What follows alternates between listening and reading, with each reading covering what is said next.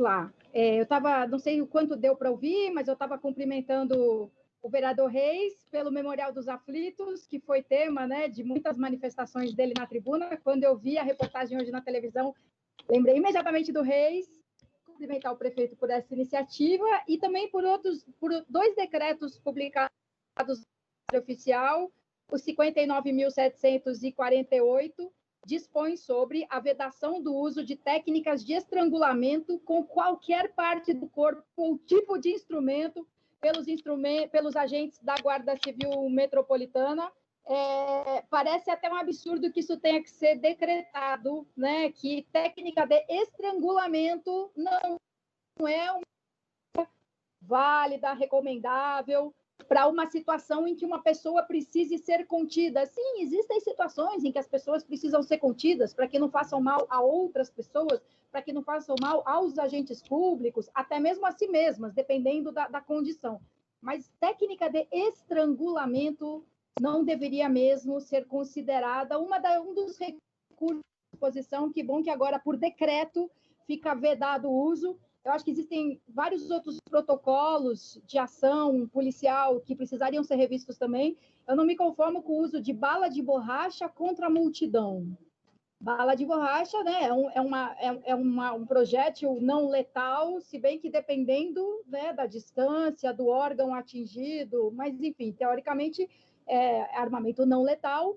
Mas para ser usado assim num tiro indiscriminado contra uma multidão, quer dizer, sem mira, sem objetivo, você não está mirando no joelho, digamos, aí o que acontece? Você tem uma manifestação e tem um fotógrafo atingido por uma bala de borracha no olho.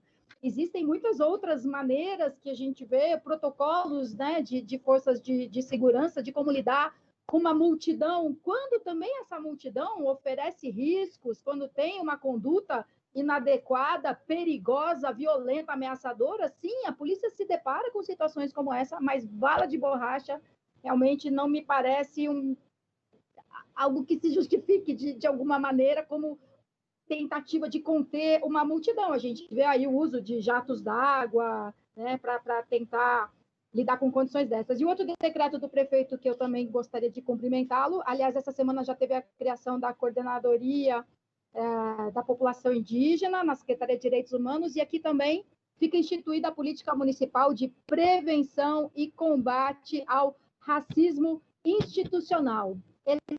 Racismo institucional, machismo institucional, são expressões com as que a gente vem, expressões com as quais a gente vem se acostumando, né, nos últimos tempos, para lembrar que às vezes o racismo, machismo estão tão impregnados nas regras, no modo de funcionamento das instituições, que acabam merecendo esse nome, né? Racismo institucional. Então, o prefeito explica, né? Como racismo institucional toda ação ou omissão arbitrária pautada no pertencimento étnico-racial da vítima, adotada por agentes públicos no exercício de suas atribuições, e segue assim o texto do decreto. Eu não ia falar sobre isso, sobre esses decretos hoje, ia deixar para uma outra ocasião, mas o vereador Reis abriu o caminho para falar sobre essas questões relacionadas ao enfrentamento, ao combate, quem sabe um dia a erradicação do racismo. A erradicação do racismo na sociedade talvez seja, né, o horizonte a ser perseguido sempre, utopia, né? Agora, o racismo institucional, eu acredito que seja possível, sim, erradicá-lo. Mas o que eu ia falar hoje, acho que eu ainda tenho alguns minutinhos, era sobre um projeto que já pelo menos vem entrando na ordem do dia, que é o do PIL, Projeto de Intervenção Urbanística da Vila Leopoldina. Eu recomendo que todas as pessoas que já ouviram falar bastante do PIL, mas que ainda não conheceram o projeto, para que mergulhem mesmo no texto e com os seus anexos. Então, a gente tem um projeto de lei tramitando na casa, estabelecendo como será a implantação do PIL Leopoldina, de onde virão os recursos, em que prazo, com quais consequências, né? Quais obras relacionadas. É um modelo muito engenhoso, que não é de hoje, nem do ano passado, não é desse governo, é algo que vem sendo construído verdadeiramente como uma política que não é de um ou de outro governo, de um ou de outro partido, um problema com que a gente tem, né, lidado sempre, mas baseado na legislação aprovada nesta casa, inclusive, o plano diretor, a lei de uso e ocupação do solo, e as normas urbanísticas, de um modo geral, lá desde o Estatuto da Cidade, prevendo mecanismos muito inteligentes para converter o investimento privado, que poderia ser feito em benefício apenas de si mesmo, né? O investidor produz um empreendimento e lucra com aquilo. E as externalidades negativas ficam por conta da sociedade toda. A gente lida com o aumento da impermeabilização do solo, da circulação de veículos automotores, do impacto maior nas redes de água e esgoto, barulho, incomodidade. Quer dizer,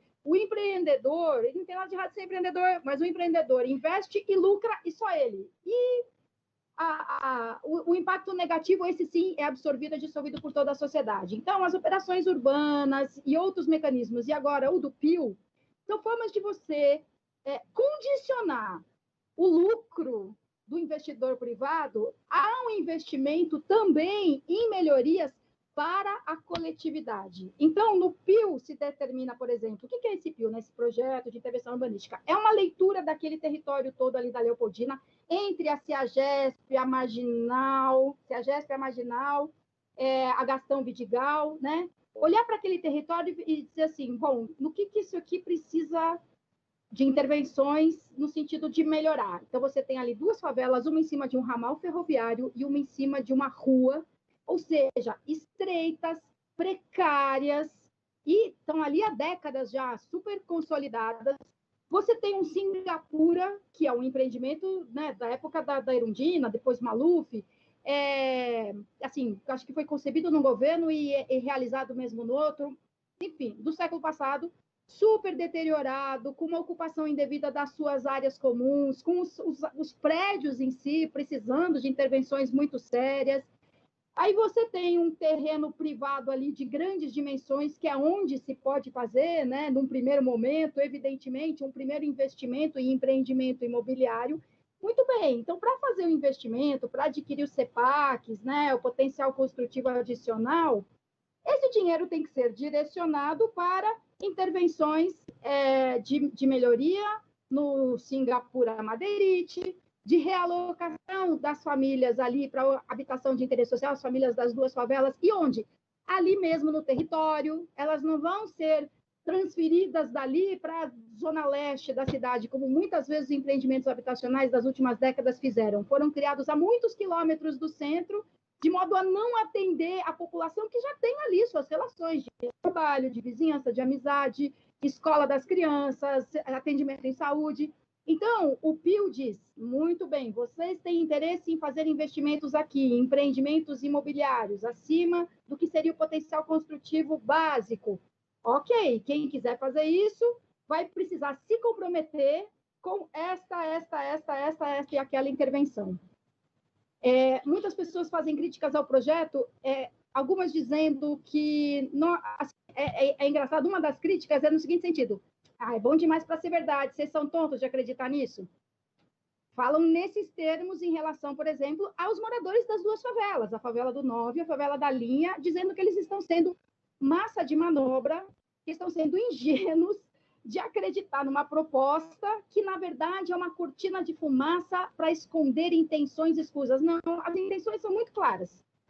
Proprietários de glebas ali, potenciais investidores em produção imobiliária de uso residencial, de uso não residencial, têm um interesse claríssimo em investir.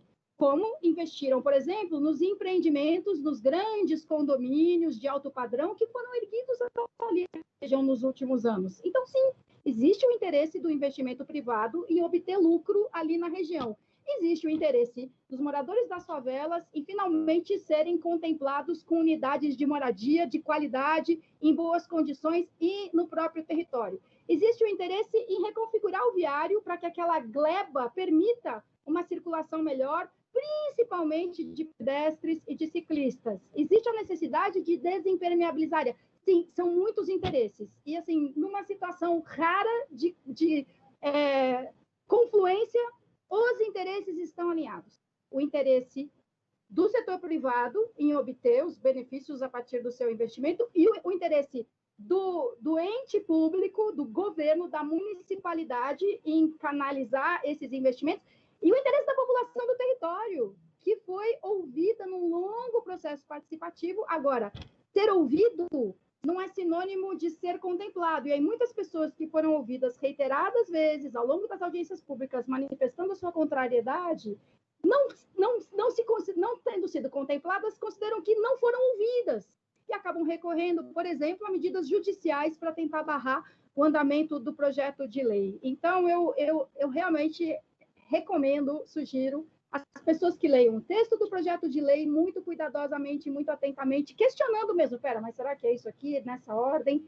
Os anexos e na página gestão urbana, o processo como é que foi? A construção disso tudo, essa longa pesquisa, investigação, consulta, para que chegasse nesse formato proposto agora, para que nós, vereadoras e vereadores, possamos avaliar.